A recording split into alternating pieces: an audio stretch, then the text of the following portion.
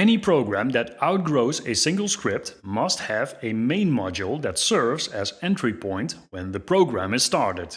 The highest level module can call functions in a lower level module, which in turn can call functions in even lower level modules. The red arrows indicate the flow of control. Each higher level module commands a lower level module. Now, in order for this to work, higher level modules must import lower level modules.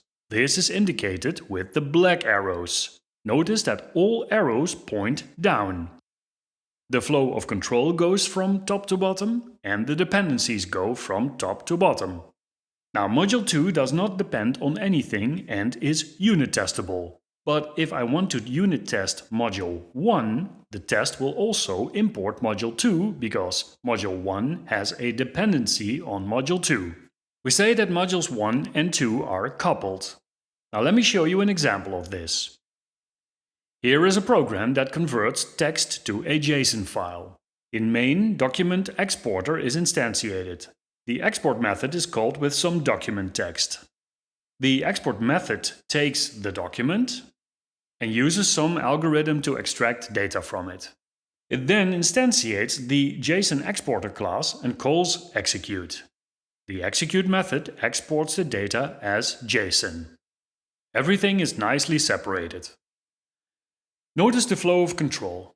It goes downward. And the dependencies also point downwards. Now, what would happen if I unit test the document exporter class? The document exporter class is coupled to the JSON exporter class. Document exporter has a dependency on JSON exporter and cannot be tested without it. It is a bit like going on a date and you really look forward to some time alone. But your partner brought a loud barking dog. Now, this problem gets more severe once more dependencies are added to the system. I add class XML exporter to the exporter module. The export method in the document exporter gets a format parameter, and it is used to switch between exporters. The document can now be exported as JSON or XML. But the situation did not improve. The document class now depends on two concrete export classes. There are now two barking dogs under the table. Reusing document is not possible without also providing all the hard-coded dependencies. Now let me show you how to solve this. Now, if you like all this software design stuff, then download my ebook 3 Common Software Engineering Problems and Solutions. There you learn how to recognize common software design problems. You will know the name of the problem and how to solve them. A link is in the description. It is at this point we start to look for abstractions. And in this case, the abstraction is not hard to find. I create a protocol class to serve as interface and use it in the document class. Now the responsibility for instantiating the concrete classes has moved from the document module to main. The document module only depends on the interface and is decoupled from physical exporters. If the document module needs to be reused, it can be shipped without exporters, which allows users to write their own exporters. And for unit test, even mock exporters that will just have an empty implementation. Let me show you what happened in the dependency diagram. When I started, the dependencies all pointed down.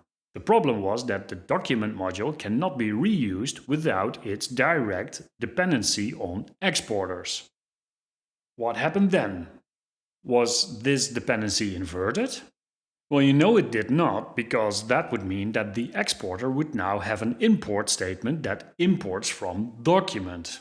Instead, an interface was inserted and both document and exporter depend on it. Now, the interesting thing is that the document module calls the interface without knowing of any implementations.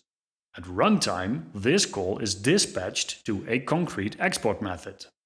So, the JSON exporter and XML exporter depend on the exporter interface in a direction that opposes the flow of control. This is the inversion in the dependency inversion principle. Now, you might think, wait, this is not a real interface. How is it enforced in Python?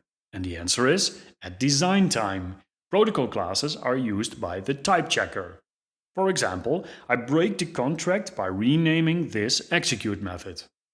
The type checker will warn about the problem. Of course, since Python is a dynamically typed language, I can still run the program, which will crash spectacularly. Adding the protocol class to the system allows you to spot the problem before executing the code.